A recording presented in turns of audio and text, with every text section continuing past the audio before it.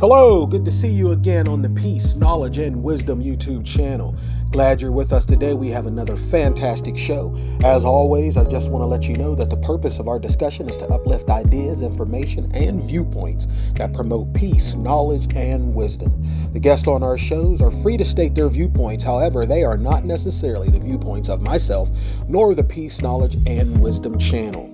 We want you to hit that share button so you can share it with all your friends and family. We also want you to hit that subscribe button. We want to make sure you're part of this family as we get this information out to our community. You want to hit the like button so that we know that you like the content that we're providing for you. And then last but not least, hit the bell. That bell is going to make you get all the notifications as soon as we upload these fantastic shows. Hit all when that drop down box comes when you hit the bell button so that you get all the shows and you're notified of them. So now buckle up. Here's a great show in store for you. Peace. We're back again here at Peace, Knowledge, and Wisdom, a show that basically is about the Black experience here in America and in the Ohio Valley. And today we're very excited. We have what I'm going to call a success story already that's still in progress. We have Coach Tay Montgomery here with us. He's affectionately known as Coach Tay, but he's an Ohio Valley resident, been here all his life. And we're here now, as you can see, at his Eastern Ohio Speed and Agility Academy. And this has been a success story here in the Ohio Valley that some people may not know about, but after today, a lot of you guys are going to know about it. And so, Coach Tay, give the people out there a little bit of you, where you come from, how you got to the point where you're here now. Okay. I basically grew up here in Toronto, and always wanted to be around sports. Graduated in 1993, and after that, I went to the University of Akron to pursue track and field. Okay. So, just the love of track and field. After that, I came back here, wanted to get into some coaching, and that's where I met you guys. Yeah. And so on and so on, and now we're here today. We're here today. Okay. I'm going to unpack a little bit more of that because he's pretty modest. There's a lot of things, and I'm going to start. Obviously, you ran track at Toronto. Yes. Okay. You ran track at Toronto. How was your high school days, your track days, your track coach? How was that for you? Was it something that you immediately knew you had either a taste or a talent for, or did that happen gradually? Oh yeah. Track and field was my second sport because I grew up always liking to play baseball. Okay. And was very good at it, but once we got to the high school level, all my friends ran track. Okay. So, I wanted to be with my friends, so we ended up, running track, which I was very, very successful at. I think I lost a total of 4 times my whole high school career. Okay. So we were very successful, had a very successful team, okay. Won several regional championships throughout the way, had a great time in high school doing that, and I learned a lot, which is, like I keep saying, it has led into everything that I'm doing today. Okay. I've never really considered Toronto as a track school, as far as knowing that they had, like you said, regional titles and what have you. But where are you in relation to the Winstons? The Otis Winston and his family grew up here, right on 5th Street, right up there. We were very, very close. We went to the same church. Okay. What years though? Otis graduated in 1992. I graduated in 1993. Okay, so he was on those track teams too, right? Oh yeah. Yeah. Okay, because I knew he was dominant. He was pretty dominant. Yeah, I knew Phil, but Phil wasn't a track star.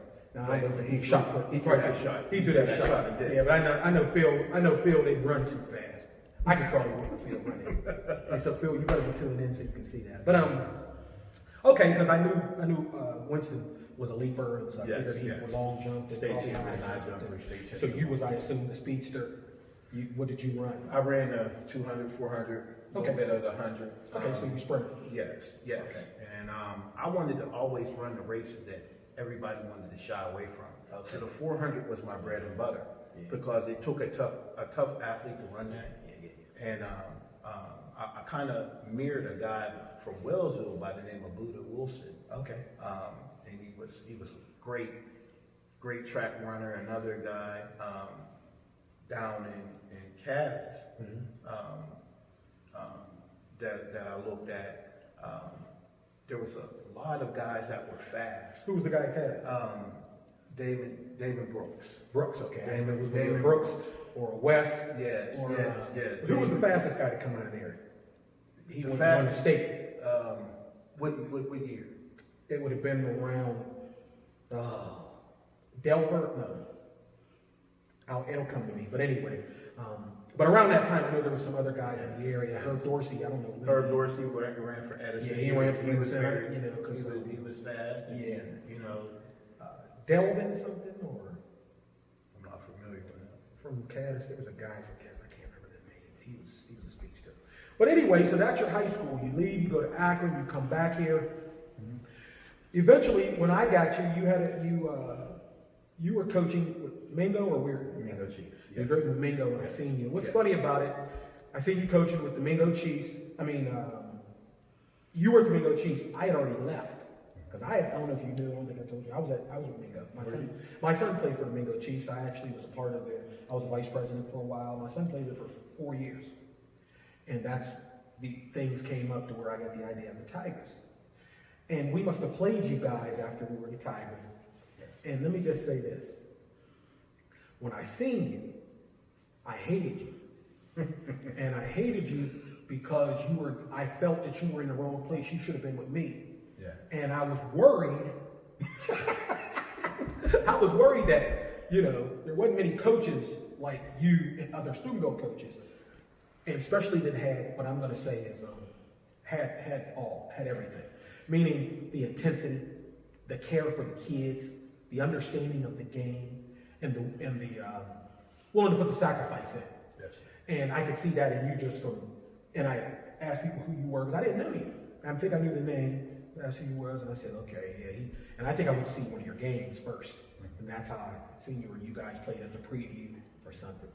So I was like, yeah, we got to make sure we can, I don't know how good they are, but like a good coach, like keep them kids fired up. Right. Which is part of what it was. So I don't know how many years it took.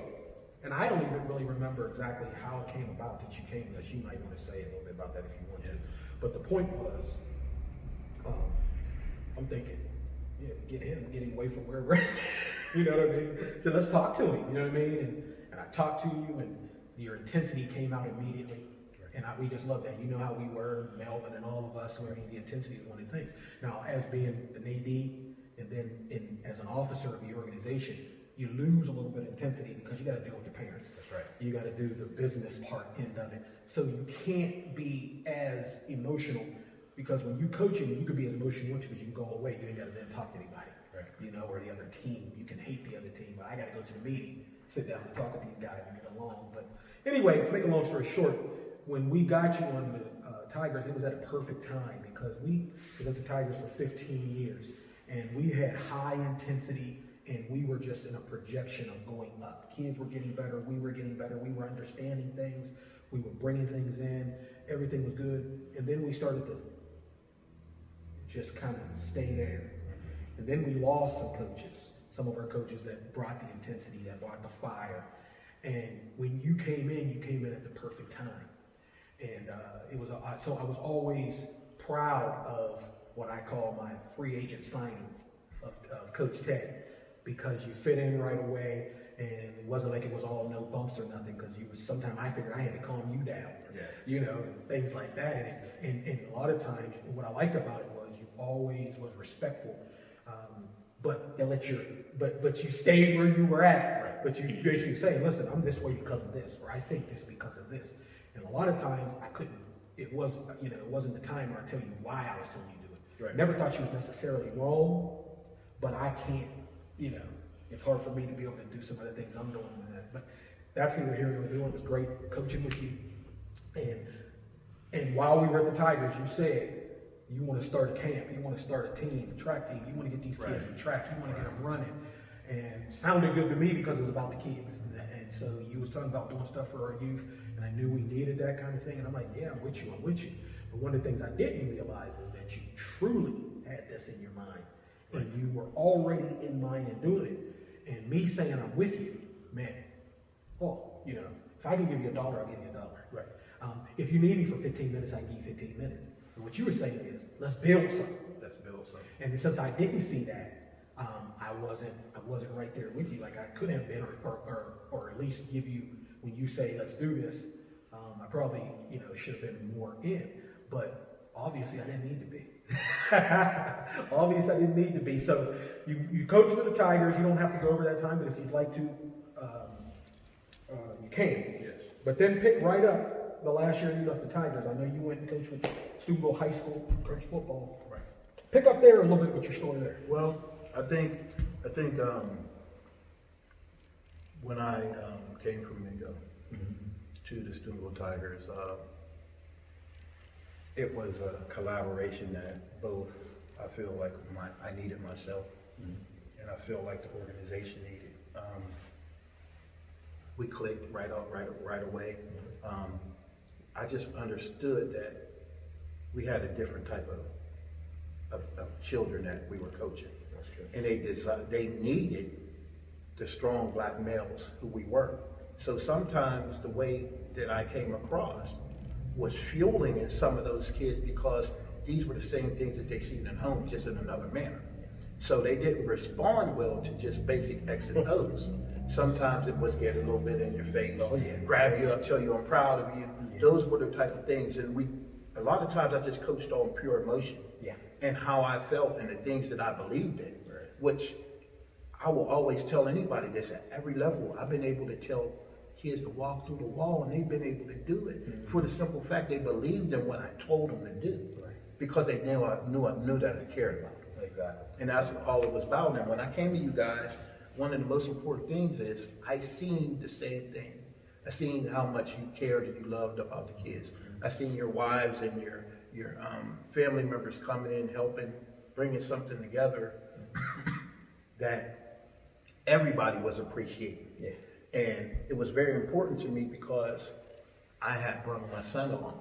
Yeah. Okay. And once we did, when I did that, my first goal was this. When I was coaching at Mingo, we were close. Right. Close to winning the team. We lost up here in Toronto to a great Toronto team. And I said, you know what? There's a piece that's missing. And then something happened where, sometimes God allows, a situation that happens to move you. Yeah. Where I came over to you guys in the very first year I got there. We ended up winning the title.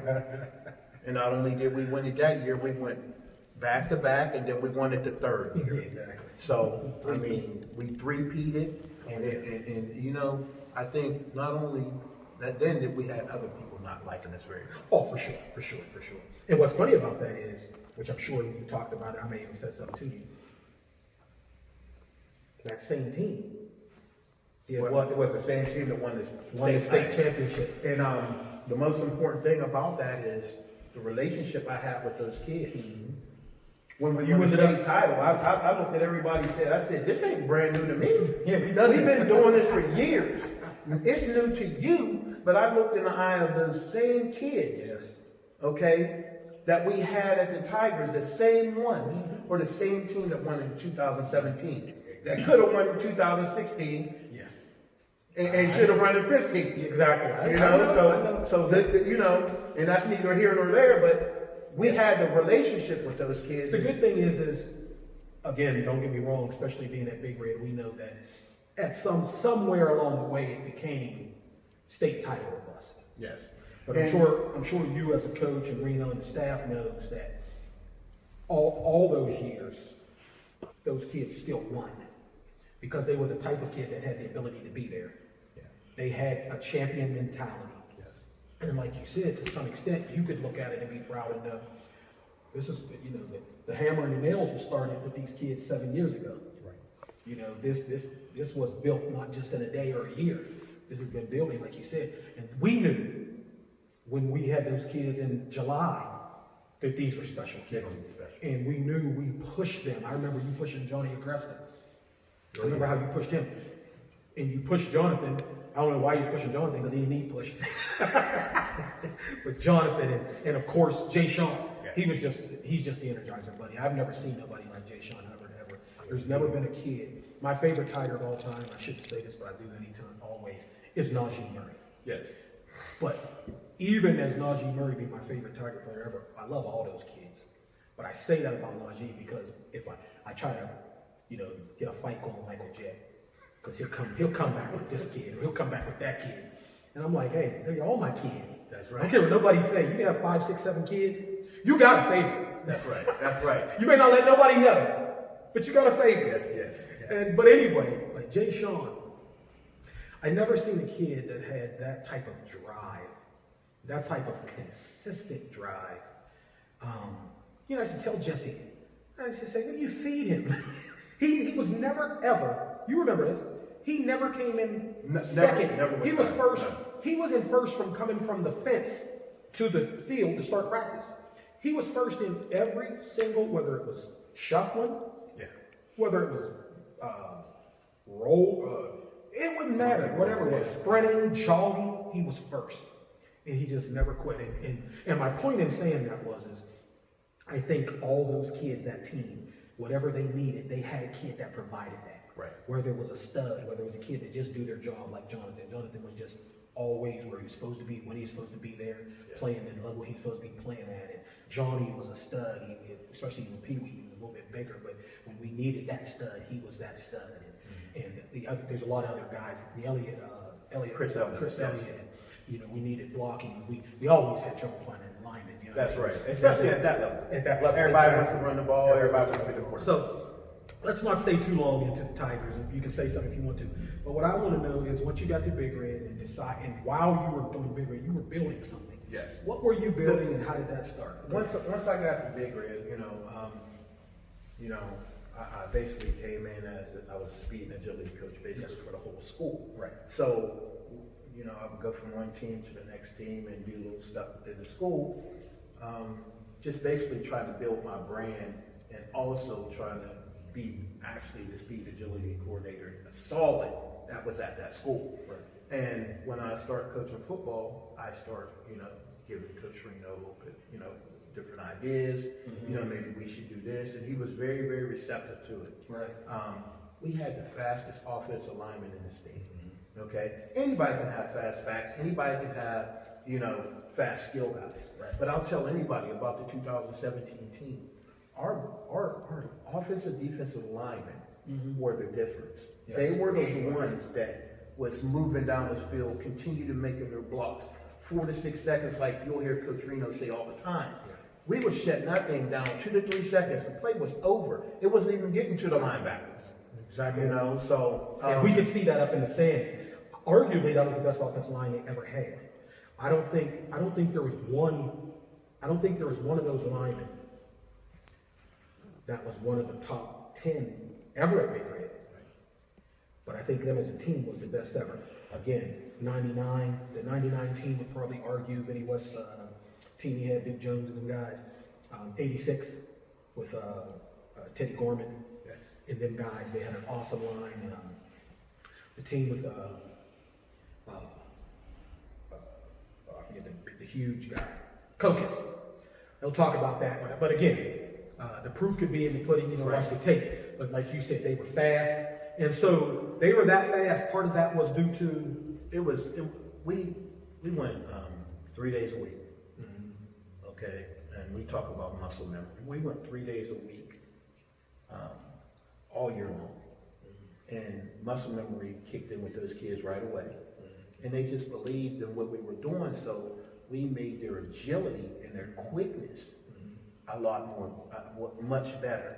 Which means they would never be fast. You don't want a lineman to be, that's unrealistic expectations. They're not going to be fast, but you want them to be quick. You want them to be able to shut things down. You want them to be able to pull. You want them to be able to hit their blocks very quick. And that's what they were. They served their purpose. And what is the purpose of the speed camp, speed agility camp, the Eastern Ohio? What would you say? What do you say when I bring my kid down and say, I'm thinking about bringing him here? Why would I want to do that? Every athlete has a weakness. Okay. So we attack the weakness and we apply the strength.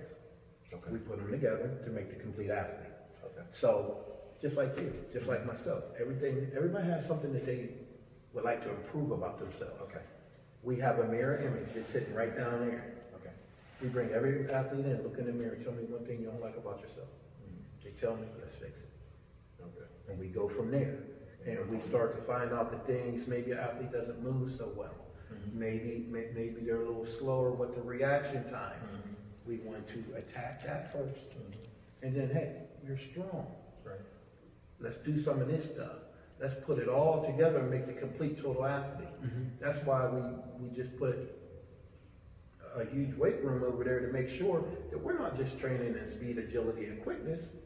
We need full development. We need the full athlete. What happens when I get you so fast and your body can't go any faster? Now you need a little bit of core work. You need quads and your hamstrings.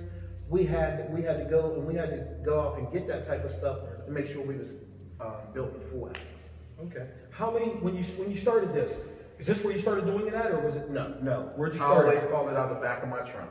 Man, there was times where I was coaching with Big Red, and there was times where, like you said, I never lost a dream. So I would call my clients, hey, meet me at the track. Okay, so I was using different people's tracks. So I had my little, I call them money bag. Okay. But Coach Rodney, he kind of implemented to that my money bag, where I was bringing hurdles out, cones, ladders, like when we did the little camp for you guys. And back then there was lit. Yes. We did the camp. So what I would do, I would call my clients. I would get up at 7 o'clock in the morning. I would have 7 to 7:45. We started getting at 8 to 8:45. Right. So I do about 6 of them a day. Everything was in the back of my trunk. Yeah. Until. So that's basically what we see on social media with some of the youngsters, millennials, whatever, and they talk about the grind. Oh yeah. So that was the grind. Oh, that was the grinding. The grind. You can't control the weather. Yeah. And there was times when we had to cancel because it was raining or it was snowing, and then there was the loss of revenue. Right. Okay. And I told my daughter, I told my sons, I said, guess what? Look what we got now. Daddy no longer have to work out of the trunk. Right. So now we come in here, whether it's rain, snow, or shine. Yes. And now we're still on the same grind. And with the idea of we're still not comfortable right now. Yeah, exactly. We still got that itch. Right. There's something that says this is too small for a youngster. Yeah. Now it's like, where do we build our next facility? Right. Now let me ask you this. So basically right now you're basically word of mouth, aren't you? Basically, we're word of mouth and just working off of the state titles that we have, and going off of the state titles. Oh yeah. We've had 14 state titles in the last 4 years. Track titles from the Spencers. Okay. The collaboration with myself working with Steubenville High School, 2017 team. Yeah. Toronto's baseball team. I trained 4 guys off of that team. Okay. 4 of their big starters. All 4 of those guys just went Division I. Exactly. And Justin Wright from Wellsville. Okay. He just got 2 state titles. And all of that word of mouth is how they got here. Yeah. Basically. So somebody, and I would assume the word of mouth is, yeah, man, I'm training. I've been getting faster because I go here. I go to this person. Yes. And next thing you know, you get a call, or somebody brings a friend with them. Yeah. They come down, and sometimes we get group workouts on Sunday. They can bring a friend with them in there. Okay. And then they just get to see the level of competition that's going on. And I always tell my kids, you will get beaten here before you'll get beaten in your competition, because you have the greatest athletes coming from everywhere. Yeah. And it's funny because we really don't get the mediocrity. We don't get that. It seems like we get to take the cream of the crop. Right. The parents that wants their kids to excel and understands what a $250,000 Division I scholarship means to them. So they don't have to pay for school, because we're helping them get in school every year. I tell you this all the time. I mean, I don't know if it's a proper way to say this. I'm proud of you, like I'm somebody that you carry is proud of you. But I'm proud to have been there when you said, I have this vision, and now see how you went and made this vision come true, and you followed that vision. And so when I see that, it's an inspiration to me. It should be an inspiration to a lot of people out there. It's why I wanted to really sit down and talk with you, because we don't have enough of that in the Black community. We don't have enough of having a vision, staying with it, and getting to where we want to be for our youth. Yes.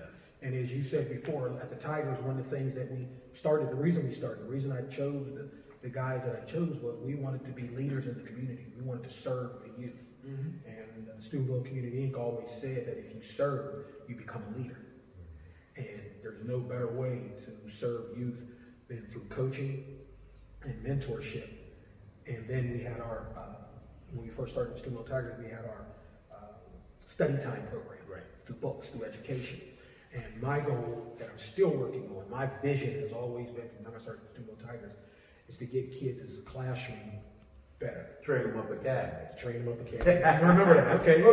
Yeah. Train them up academy, and I've got a new push. Got somebody working with me that when I'm going to get it off. And one of the things I thought about when you were talking to kids, looking in the mirror, seeing what they want. I know one of the things I'm going to add to the Train Them Up Academy is going to be this class, right, or you coming to speak to them, yes, as a motivational. Because as I said, I know you are a motivator as well as a teacher, a coach, and things of that nature, and a businessman now. Yes, sir. That we can see. And so again, I want to make sure I don't say I'm proud of you publicly, because, like I said, I knew you when you started on the bottom. Now you're here. That's right. That's right. So we're going to take a break right now, and we're going to come back with Coach Tay, and he's going to finish telling us and telling all of you how you can get your youth here. What it costs, what they get out of it, and talk a little bit more about some of the pictures around here. I'm gonna have the producer show you some of the pictures when we come back, as we take a walk in this facility while we continue the interview. All right, here on Peace, Knowledge, and Wisdom. We're back with Peace, Knowledge, and Wisdom, a show that talks about the Black experience in the Ohio Valley. And today we're talking to Coach Tay, a longtime coach here in the Ohio Valley, born and raised in the Ohio Valley. And we're here at his Eastern Ohio Speed and Agility Academy. And he's been talking to us already in our first part about how he got to this point. And as I said, it's been a success story just because of his vision when he was first thought about it to how he's gotten to the point where he has this nice facility that we're going to kind of tour a little bit. And he's going to tell us a little bit about what he has here. But when the first thing I did is I seen this picture. What I noticed is, you heard in the first part of our story, Coach Tay talked about living in Toronto, but coaching at Big Red, coaching in Mingo for the Mingo Chiefs, and then also coaching with Steubenville Tigers and then Steubenville Big Red. But his speed and agility camp is truly an Ohio Valley thing here. Really, it's statewide and regional. It don't matter. You're not turning anybody away, I presume. Not at all. But look at this picture, very impressive. You got all the schools, a lot of the schools in the area that it just shows the diversity. What I also see is that you also work with girls. Oh. I guess everybody needs speed and agility, right? Oh yeah. What's this like when you look at this picture? Well, when I look at this picture, like you said, girls, an athlete's an athlete to me. Yes. Which means all of them need to be developed. And basically what you see athletes from everywhere. From a lot of different schools, travel teams, all coming together for one common goal to make sure they win some type of championship. And that's what we're all about. And we tell them all the time, second place is good, but they don't feel as good as that first place. And we kind of strive off of that, and we take a business-like approach as soon as we walk through the door, and everybody comes in with the idea is, I'm going to push as hard as I can today, and I'm going to get somebody who I didn't get the last time I was in here. So competition's key. Yes. Now, I said earlier, I've seen the pictures over here, and you call it your elite wall. Tell us what the elite wall is. Yes. The USA Elite Wall that we have up here basically is our seniors that graduate that come into the lab that we have, and they have worked day in and day out. Not only here, but in the classroom, which means they have to have a 3.5 grade point average or above. A 3 point what? 3.5. Oh, man. That's been tough for me. Yeah, me too. And that sets the standard. So everyone on this wall not only has succeeded in sports and in getting to the level they want to get to in their speed and agility, but they're also a champ in the classroom. Huh? Champ in the classroom, because we always tell them, and Coach Rodney more than anybody will let them know, we don't want to waste our time, and you don't want to waste your time, because if it's called student athlete, Right. you have to have the grades and the test score before you can play anything. Yeah. So we always require that they bring us their transcripts. We always make sure that when they come through the door, everything is in harmony. Right. Anything that we find right off the bat, hey, come into the office, let's talk about it. Right. And next time, you know. So in this, there's an atmosphere, there's an environment that you also have that produces the intensity, the competition, the focus, the hard work. There's also an environment that allows you to do that. And kind of like thinking of if you got a big test you got to study for, you want to go to the library and do it, because the environment is a study environment. And that's why we named it the lab. Okay. It's because every athlete has to be treated different. They all may need something that the next one may not. Right. We have to get on their level one-on-one and figure that out. And it's a long, sometimes tedious process that you got to go through. Is that right? And we work religiously to make sure that we understand that athlete, that we understand where they came from, and how we can help to get them to get to where they want to go. Now, you mentioned Coach James. That's Rodney James? Yes. Coach Rodney James, the hardest throwing pitcher ever at Big Red. Oh, I heard. Right up there. Oh, man. Right. I don't, if there was somebody who threw harder, you couldn't tell. You'd have to use something else to figure it out. But that brother could throw. But love Coach Rod. He had a real strong, like you, a strong will. Yes. And he understands what he's trying to do, and he works with his son, which I always gravitate to those who work with their kids like that, because I think we need, as you said, strong fathers and strong black men in the community. And he helps you out here at the academy, I presume? Yes, yes. Coach Rod is my assistant here in the academy.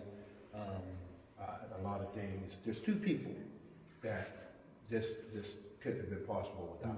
One, my wife, because and I want to thank her, because without her, locking down the house, right. making sure everybody was where they needed to be. Sometimes we forget that. What's your wife's name? Angela Montgomery. Angela Montgomery. Yeah. And Angela Montgomery was instrumental in building the Eastern Ohio Speed and Agility Academy. And I recognize that, and I want to make sure I say that, because in the 15 years of the Steubenville Tigers, yes. I didn't, give my wife as much credit as I should have given her. Right.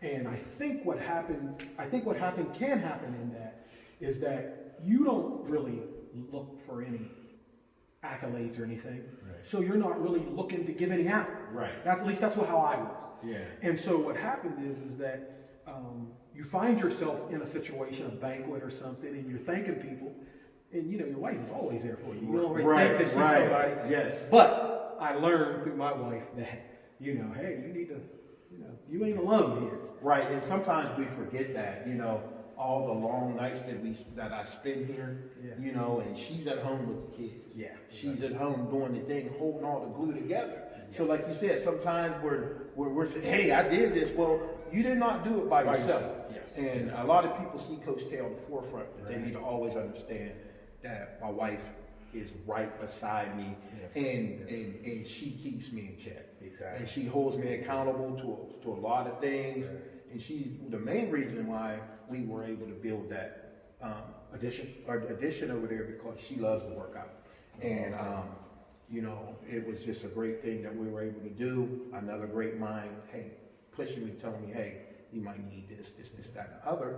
And you may be able to get parents on one side and the kids over here. Yes. That'll be a nice little thing to look forward to. Yes. Like I said about my wife with the Tigers, but I always tell, if it wasn't for my wife and Melvin and Jed and Kevin and Brendan, all of them. But the one thing about your wife is that they have it, all day here, and then at home. Yes. And anything that comes up, and when you're upset, the house is upset. Exactly. Exactly. But the one thing is, when you're the leader, though, when things go wrong, they only look for you. Ain't nobody there trying to, oh no, it wasn't Tay, it was me. Right. You know, whenever they used to, talk about me and the Tigers, it wasn't anybody else, it was Mac, Right. So the elite wall, let's get back on the wall. Any thoughts about any of these champions? Anything special or anything that comes to your mind? I know they're all champions, so they're all equal to you, but any special stories that you might want to be able to share? Well, let's just go with the first one right here. Let's go with Nate Carafa. Nate Carafa? Nate Carafa. Okay. He's now outfielder at Ohio State. Okay. The kid had already signed. Mm-hmm. Okay. Had never been here before. You mean he had already signed to go to Ohio State? He had already signed. So he was already an excellent athlete, already a star, so to speak, within the Ohio Valley. Already a star. Okay. Walked through the door and said, Coach, before I get to Ohio State, I need to be at the top level. Okay. Which I felt very honored because he, like I said, a lot of kids would have been comfortable. Right. Hey, already signed, I don't need to do nothing else. Well, we're just gonna ride this out till I get to Ohio State, and then they can show me whatever they need to show me there. But that is one of the biggest stories that I have with training any athlete. Right. All of these athletes are special to me. Right. My son Jonathan Blackman, Yeah. as was just well-rounded in all areas. Right. Went to Youngstown State on a Division I scholarship. Okay. My son Tavion Yeah. is now playing at Teal. Tavion, the story on him, basically, he was behind some great backs at Big Red. Yes. Okay, yes. so he kind of felt like he didn't really get a fair shake. Right. And but I told him, son, you got to keep grinding. You got to keep grinding. Well, he's one of the only ones that's still playing. Yeah. At that, and he's playing up there. Iron sharpens iron. Right. So you had a lot of iron. Now you're getting somewhere else where you're the iron. Yes. They're Yes. still playing. They're probably loving. That's how my son was at Worcester. Yeah. What about that one? Is that Clayton Chris? Clayton Chris. Okay. Another story that just gives me chills. Clayton Chris was an athlete that, a lot of people didn't say had a whole lot of talent. Right. But he had a big heart. Yeah. And he had the drive of a champion. Right. And I told him, Clayton, if you just keep working, if you do the things and you trust the process, okay, at the end you're going to see the fruits of your labor. And man, now Clayton is playing at Miami of Ohio, a Division I baseball scholarship, and he's getting everything that he deserves because he went through the fire. He was tested back up at Stilgo, Big Red football. Came in, had to lead us. There were some injuries, and just always lived in the lab. Always wanted to be better. And he had a handicap. His dad. His dad, he may have been an officer, but he retired now, so I just say what I want to say. Right. I ain't worried about him pulling me over. He wasn't no athlete. And he don't know nothing about music. Just had to add that. Yeah, he don't know nothing about music. He can't dance. Wow. Wasn't no athlete. Let's go to the next one. Got you, Chris.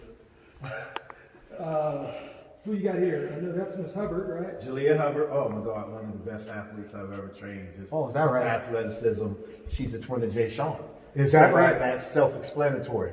Okay. That Hubbard Did not let me know. that we have, that's great athletes everywhere. Good deal. Keep going down. Alec Taylor. Alec Taylor. Alec Taylor went to Ohio State on a baseball scholarship. Yeah. Very good athlete. Good deal. I know his dad played at Ohio State too. His dad was a very good baseball player. What do you got going down? Cameron DiMarzio. Okay. Coach Mark. Coach Steve's daughter. Softball. She's playing at West Liberty right now. Okay. Then Michaela Gorman. Okay. Michaela's her story is just very, very just touches me because she ran for Steubenville Central. Right. And Coach Gorman's daughter. Principal Gorman's daughter. Right. She came to me, man. She just worked so hard. Mm-hmm. Believed in everything that that we were telling her, and just was able to improve tremendously. Yeah. And she got a lot out of the academy. Okay. Good deal. Next. Javon Davis. Yeah. Jose Davis is probably one of the best quarterbacks that I've ever seen play the game. Okay. He just, he's one of my good friends, and Yeah. and when Javon came, you know, he had to fight a lot of adversity. Yeah. Oh yeah. Okay, and not only did he do that, he had one of the best state championship games that I've ever seen in my life. Yeah. And I told his dad, you said all the adversity he had to go through. Oh. And he had to sit out the 1 year. yes, And then Johnny was also there. yes, which we And all so that know is a first great year, athlete. great athlete. So that first year, him getting his feet wet, he had to share some time that he really shouldn't have. I'm not saying he should not have shared. It was a great year no matter what. Right. But my point was, I said it was almost like he should have had a red shirt. Right. And this is and I really truly believe this. If he'd have had another year, he'd have been Mr. Football, Mr. Football. and he probably would be knocking on Colaris Yes. and Macon's door and Eric White and some others. But greatest. He would definitely greatest be an quarterback. argument. That championship game, he was just now coming into Yes. what he could be. You know what I mean? He was fast and quick, Yeah. which I guess that's something we can thank. Some of that we can thank. You know what? His speed, his agility. You know what? That you didn't see him and his confidence. You could just see rocket arm. Yeah. He had the arm. His arm was whatever he needed to do. He could do. Yeah. His everything was just great. So I don't want to spend too much time, but Javon Davis, Yes. he's an underrated guy. He's the guy when you do fantasy football, big red elites. If you take him on your team, you probably still win. You're still with Yeah. him. Jay Sean, Hubbard. the rabbit. Jay Sean Hubbard, he's the beast. Yeah. I mean, not the beast because the next one is that's the one I named the beast. Jay Sean was Male beast. Yeah, he's just athleticism. He's now wrestling at Ohio State also. Good. Just somebody who you want on your team. Yeah, and you want to coach. Oh yeah. Yeah, you just sit back, let him go, and then take all the credit. Who's that? Chris McAllister, another Division I athlete at St. Francis. Oh, okay. Where did she she run? ran track Where- for Steubenville. Oh, for Big Red? Yeah, Okay. for Big Red. What did she run? She ran the 800. Oh, okay. She ran the 800, the mile. She was just tough, man. Oh, okay. When you say mentally tough, she was always asking for different workouts. Yeah. That's why I named her Beast Mode, because she was in my ear, right beside me, wanting to know. When everybody else was going home, she was staying. Yeah. I want Some extra. extra I work. want some more. Okay. There's Mr. Spencer. Donovan Spencer, man. Tar Heel. No, that's the brother. That's the older brother. Oh, Donovan. Donovan. Which one is this one? Sebastian. Sebastian. Yeah, that's right. That's right. Now with Donovan was an athlete that we really had to work on his starts. Oh, okay. So his, I think his sophomore year, I think he was second or third in the state. Oh, okay. Junior year, he doubled and won 2 state titles. Came back the senior year, I remember. won 2 state titles. So he's a 4-time state championship winner. Good deal. What we got next? Mandela Lawrence Burke is probably the hardest hitting, Safety. most athletic quarterback slash safety. I mean, just was all around doing anything. We played Clinton Massey, Yeah. and I remember this. They had a stud of a fullback. Yep. And he came up and knocked his helmet off. I mean, That was one of the hardest hitting games I've ever seen. Oh, It was one of the hardest hitting games. That was first game of the year, I think, that year, wasn't it? Yeah. That Clinton Massey game. First or second. Could you imagine, we talking about this, could you imagine if you had started this 5 years before, 10 years before, and he had been here as a sophomore? no, I couldn't imagine. Could you imagine what he would have been by the time he got to high school? Or even, if he came to middle school, or if he came his freshman or sophomore year, what he would have been his last 2 years? he would have- Because he was a late bloomer. Right. Yeah, I mean, he always was athletic. He always was a good player, but he was never focused. And until he got older, he started getting focused. But yeah, Mandela, excellent. Last but not least, Last but not least is Whitney Martin. She was kind of my experiment. When we talk about track and field, everything that I learned in college, we kind of put into her. And okay. she was able, not only, she was a late bloomer because I got her senior year. Okay. She went out for track just her senior year. So we were able to get her to the state finals, but the following year we ended up winning the collegiate championship with her. Oh, where at? At Bethany. Oh, And then, okay. Then we sat in Coach Webb at Pitt's office, and he offered her a scholarship the following year because I told her she was a big fish in a small pond. Oh, okay. So, What did she run? she was a sprinter, 100, 200. Oh, 100, 200. Okay, nice.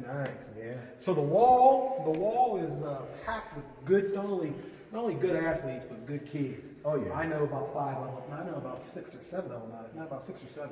And all of them I know are just first-rate kids. So it all goes together. Hardworking, good grades, mean you're working hard in school. That's right. Good athletes, you're working here.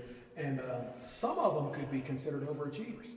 Oh, yeah. You know what I mean? Easily. And that's what something like the academy can do. It can take overachievers. It can take guys who are, like you said, Mr. Carafa. Yes. He was already a stud, Already, and he yes. still wanted to get better. And now, what about those kids that come in that maybe want to be an athlete but aren't got an athletic build or don't know much about athlete? You get kids like that, or is everybody already on a chart that they want to be something? I mean, would you consider this something for a novice, or you already have to already be involved in sport? No. We had my youngest athlete, 4 years old. Oh, okay. 4 years old. And we tell the parents when they bring their athlete in, they're going to leave with something. They're going to look a little different. Okay? And we have people, they come, hey, Coach Tay, my son, and I don't know what to do with them. I said, just bring them through the door. Right. Once they bring them through the door, over a period of time, like I told you before, that muscle memory kicks in. Oh, yeah. And now they're saying, hey, let's get some more sessions. Let's get some more. I see the difference. And the main difference is the same thing when we went back to the Tigers. Yeah.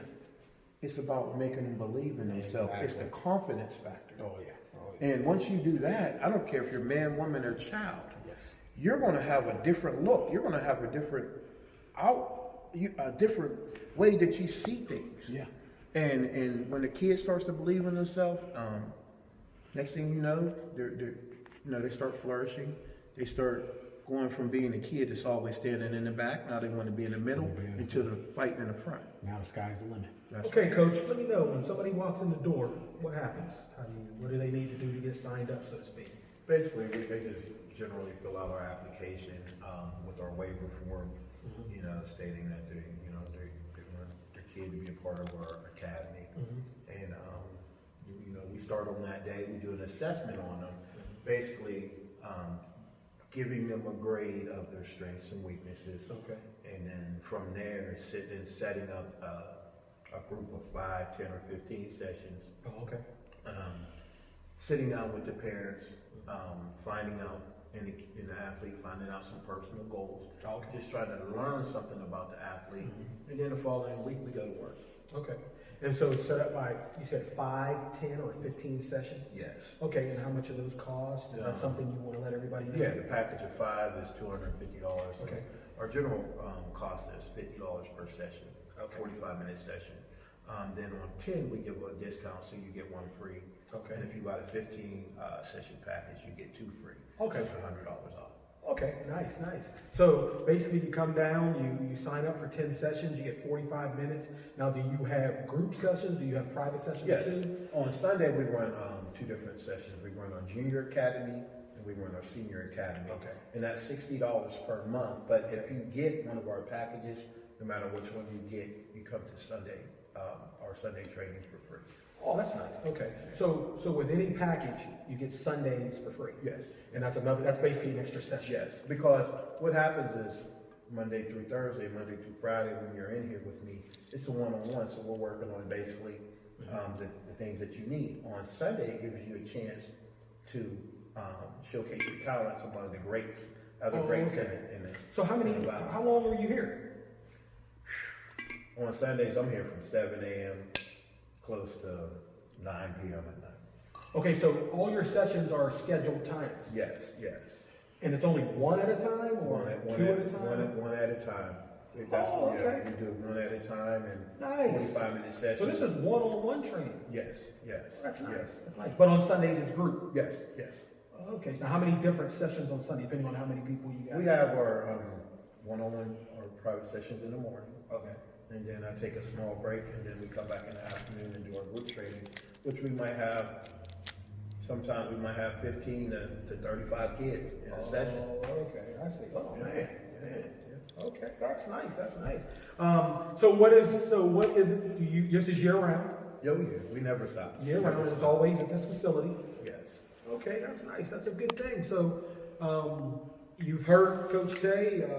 I'm gonna, after I do this video, hopefully, you have a website, right? Yes. I'll put the link to your website on this video, so when everybody's watching this interview, you'll be able to get that information for the website.